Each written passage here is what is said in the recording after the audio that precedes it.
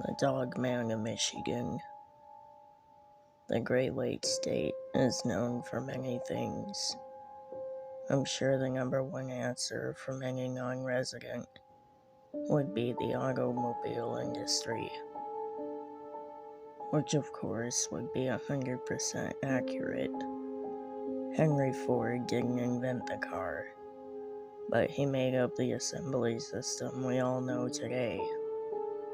And I'm guessing just about every factory in the world uses. I'm sure he didn't foresee robots replacing people on the line, but that's another story for another day. Let me say that I am indeed a long-life Michiganer. I've lived in both of our beautiful peninsulas. If anyone doesn't know, Michigan is two separate pieces of land connected by the Mackinac Bridge, classified as a peninsula, a body of land surrounded on at least three sides by water. Every resident of Michigan is no less than 3 miles away from some type of water, whether it be a pond, stream, creek, river, lake, etc. Michigan should be known for water just as much as the auto industry. The name of the state itself means big water, from the Ojibwe tribe. I'd also like to make the rest of the world know that we should be the unofficial potato chip capital of the world. Try to get your hands on better made chips. I'll just leave that there. You know about the auto industry. You know the Motor City. You know there's a shit ton of water in this state. But you might not know that there are plethora of scary, creepy, and unexplained myths and legends based in Michigan. During my time in the Upper Peninsula, I lived in the middle of the woods. Some people might like the exclusion to city life. Some may like the quiet. That's all great. But man, I can't explain how unsettling that silence is some nights. I've heard a lot of bumps in the night up there. I always explained it away as being wild animals. Hard to argue. You'd have a better chance running into a deer, bears, even badgers on your way home than seeing an actual person. Wolves have been thriving up north too, and in the Lower Peninsula, this is where the story is going. I'm going to tell you about my encounter of the dogman of Michigan, a myth going back to the 1800s, Michigan and Wexler County, which is in the upper part of the Lower Peninsula. The creature has been described as being over 7 feet tall with piercing blue eyes. The creature is also described as a wolf or dog-like, with a torso of a man. The creature has also been seen standing on its hind legs. The most horrifying feature is the wolfman's howl, which has been described as like a human scream, unsettling to say the least. I bet if you looked around the internet, you'd find that every state has some type of legend like this. After all, the horror world loves the werewolf story. It's been in pop culture for almost 100 years. But the dogman of Michigan, it's not just a story. And it doesn't match any Hollywood script. The dogman is no teen wolf, I can assure you. The other part of this legend is that the dogman only comes out in 10-year cycles. More specifically, years that end with 7. While doing my research, I thought this was just one of those details to make the story more fantastical. Like how Stephen King's It character comes back to Feig every 27 years. Just an arbitrary number thrown in by the writer. But I had to stop when I thought back to seeing the creature. Sure enough, it was 1997. I was about 14 years old. As mentioned, the legend most cryptophiles are familiar with puts the dogman of Michigan in the Lower Peninsula. My experience happened in the upper, the UP, as it's affectionately known. And before any genius in the comments says I probably saw a wolf or feral dog, let me stop you right there, Professor. You're going to read this whole story and say it anyway.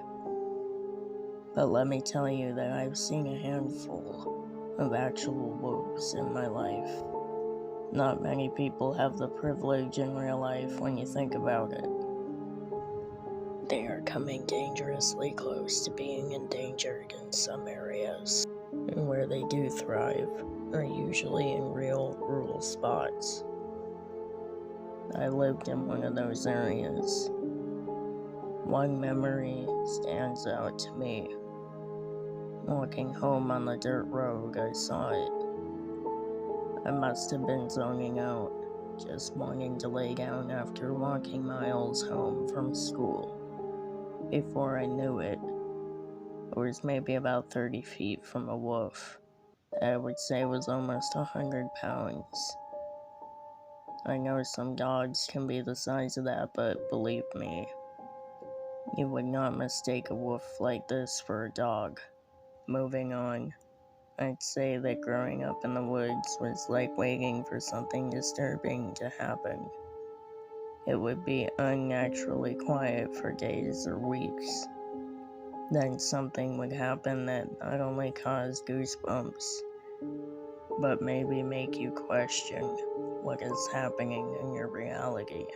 One night while browsing the internet for one of the first times, I was maybe 12, I saw and heard a car screech to a halt on the country road outside our living room sliding door. Being that any kind of traffic was rare, this was alarming, especially at night. What I saw next is still burned into my memory. 2 men jumped out, one threw a shovel at the other, seemingly forcing him to dig. The man with the shovel now in his hands looked at the apparent driver with pleading sorrow in his eyes. I could see his facial expressions from where I was. Maybe I over-exaggerated them in my young mind, but I know he was panicked. He was saying, "Please don't make me do this," without opening his mouth. The man who threw the shovel went to the back of the truck, grabbing what looked like some kind of cloth or burlap sack. I swear to this day, it looked like it was the perfect size to hold a human head. The inferior man dug a quick, shallow grave. The alpha man threw the sack in the hole and forced his shovel man to bury it. Frozen in fear, I slowly regained my composure and called it a night, quietly going to bed upstairs. Like the now speaking away men would hear me move and come back to snuff out the only witness to their unknown crime. The next day, I cautiously made my way to where they buried their little secret. Nothing. Well, not nothing. There was nothing in the grave, but there were little footprints walking in the direction of the tree line on our eastern property line. In the leg up to seeing the dogman, A friend of mine and I were sleeping on our trampoline overnight. It was always a blast, being that there wasn't a whole lot to do in the UP, and the internet wasn't that much of an entertainment device at the time, which sounds ludicrous today.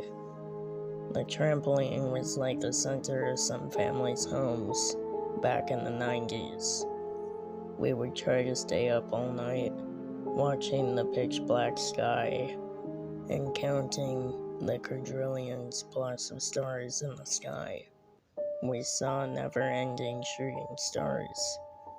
My buggy would name them after current day NASCAR drivers. Number 2 was Rusty Wallace. 3, Gale, of course. Number 24, Jeff Gordon. You get it. Neither one of us had a watch on, but when I heard a couple 5-gallon buckets slam around the nearer chip pile, I guessed it was maybe 4 a.m. Based on the constellations and North Star. I was frozen in fear as my big German Shepherd Mel left his doghouse in a fury, barking and chasing off whatever made the ruckus near where my friend and I were sleeping. My buggy never budged. I tried to ignore what happened and forced myself back to sleep. It was probably an animal, no big deal. Waking up when the sun mercifully appeared, I heavily eyed the immediate area of the trampoline. What I saw chilled me beyond words. What looked like human footprints were seen coming from where my friend and I were laying, then heading to where a few 5-gallon buckets were strewn about 15 feet away. To be clear, it wasn't bare feet prints. They looked like they were boots, and not my dad's. His were well above a size 13 or 14.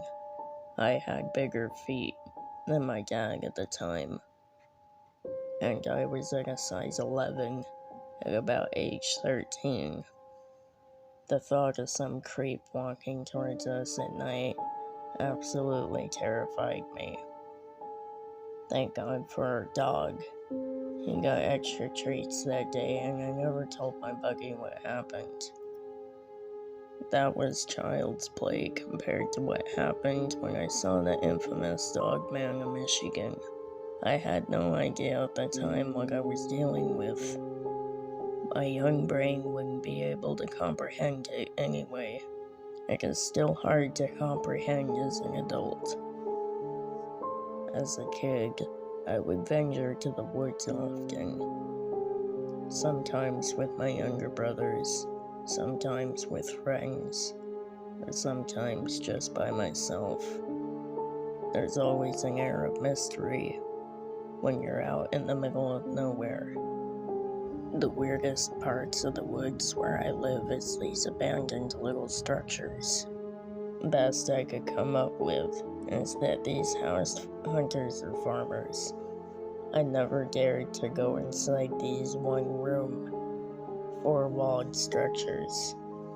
They had serial killer vibes all over them. One night, when I was out way too late, was when I ran into the Wolfman. The sun had started to dip far too low behind the trees. You can become much too disoriented quickly when the natural light was fading. I usually didn't have a flashlight with me, as I never stayed out past dark. And back then, we didn't have cell phones. Hearing howling was not uncommon at all. Most of the time it could be easily attributed to a pack of coyotes. They would hunt sick animals, or younger deer that strayed from their herd. The howl I heard was not from a simple coyote. This was a deep, man-like scream that pierced my ears. When I regained my composure, I saw I was way too close to one of those freaky sheds in the woods.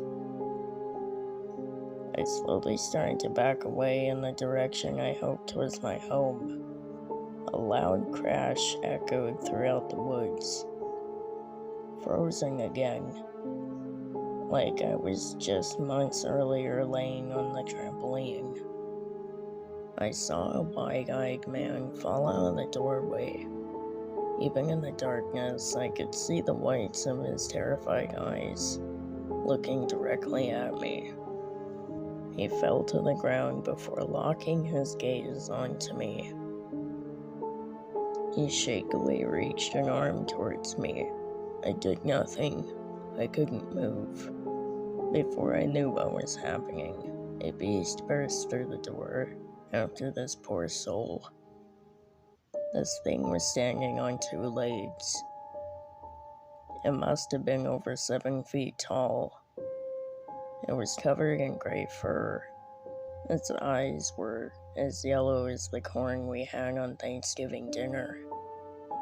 In the blink of an eye, it clamped its ivory fangs into the man, dragging him back into the shack. Even though it was just past dusk, I could see shiny blood erupt from his throat. All I can remember thinking was run. In what felt like hours, I finally explored out from the woods. With my house now in view, I fell to the ground, attempting to catch my breath. I cautiously looked back toward the trees. 2 big yellow eyes glowed. I couldn't say for sure, but they looked like they were smiling, keeping each other's glare for a moment. They slowly disappeared into the darkness. Finally making it home, my parents asked where I had been. I just told them I was walking around the edge of the woods. It was all I could come up with at the time. It didn't matter. My dad went back to reading the Farmer's Almanac, and my mother continued to watch Wheel of Fortune or Jeopardy, ignorant to the fact that I just experienced the legend of the dogman. I went to my room. The next day I stared out into the woods.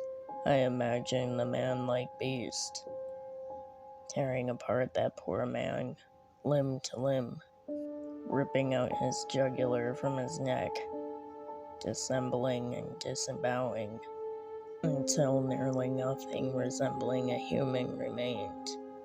The dogman broke the forest, running towards me on all fours. It pounced, pinning me to the ground. It smelled like a dog, maybe a rabbit. It opened its impossibly big maw, drooling hot saliva onto my face. The last thing I saw was red as my blood blinded my eyes. Waking up gasping for air like I had been drowning, I shot up in my bed. I was drenched in sweat. Taking in my surroundings, I was more than relieved to see I was in my bedroom. My Tyra Banks poster was facing me. My poster of Frank Thomas, The Big Hurt, was to my left. A huge breath escaped my lungs. My dad walked by my open door. "You okay, buddy? You went right to bed as soon as you came home last night." I made some kind of just being tired excuse, knowing I would always keep this experience of meeting the Michigan dogman to myself until now. If you are in the woods of northern Michigan, please be aware. There are more than deer, bear, wolves, and dogs out there. Hey friends, Seven here. Thank you so much for watching. If you enjoyed today's video, please hit that thumbs up and subscribe, for it is greatly appreciated. if you haven't already. Don't forget to check out my social media links down below. And as always, remember, nightfall is upon us.